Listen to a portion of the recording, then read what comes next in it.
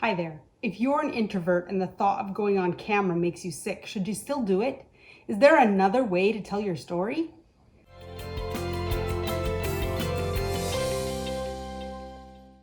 Hi there everyone, I'm Amy Thomas from The Video Lady, and today we are talking about how to tell your story on video. Yes, even if you're an introvert and even if you don't want to be seen. Before we get started, make sure you subscribe to my YouTube channel and don't forget to click the bell for the alert notifications. That way, when I create new videos, no matter where they're posted, you'll get notified. So, let's do some real talk. How do you go on video when you're an introvert? Well, first of all, start slow. I can be really awkward in person, and I'm usually a shy, tongue-tied introvert when you meet me in real life. But for some reason on camera, as long as I'm confident in my topic, I can speak just fine. However, I didn't get like this overnight. There's some level of comfort with the camera, getting used to how you look to other people, how your voice sounds, on all that stuff that you have to deal with. It's gonna feel weird at first. Let me say that again. It's going to feel weird at first. So if you agree that it feels weird, put an amen in the comments down below. It's gonna feel weird at first, but it gets better. And if you want more tips on how to get more comfortable, make sure you check out my video, 12 tips for being more confident on camera.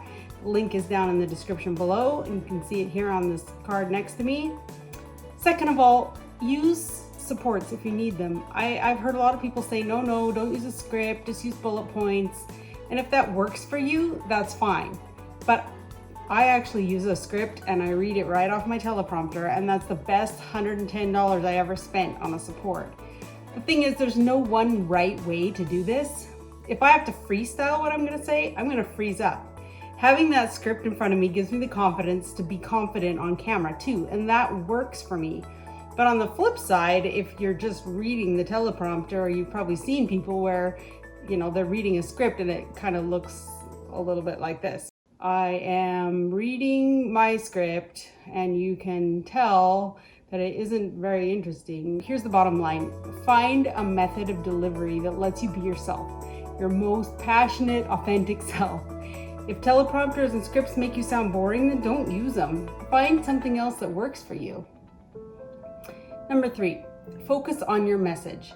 I've talked about this in other videos too, but really one of the big reasons that I freeze up on camera actually has nothing to do with being an introvert and everything to do with being self-conscious.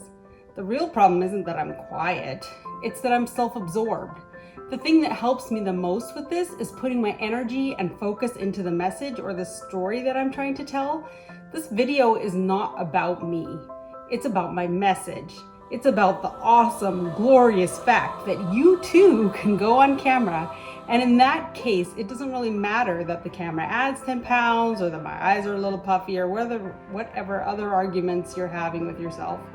What if you help somebody who was previously too scared to do anything, and now they feel like they have permission to really just be their true selves, and they are using their true voice? But you'll never help anybody if you just stay silent. Tip number 4, show more energy than you feel. Fake it till you make it, right? And you've heard that one before, I'm sure.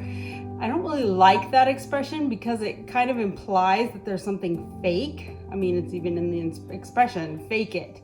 But in this context, I know that you have a story that's worth sharing. It's not fake. And you need to be authentic on camera, right?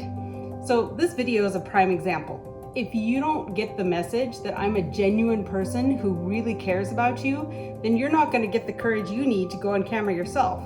So I don't want you to fake anything per se, but I do want you to ignore something. And what is that you need to ignore? Well, it's your feelings, your fear, your self-consciousness. Whatever feelings cause you to retreat, ignore them while you're on camera. You can shake like a leaf when it's over. I always do. But that's not important because I helped somebody today. So here's the thing, you don't have to feel perky.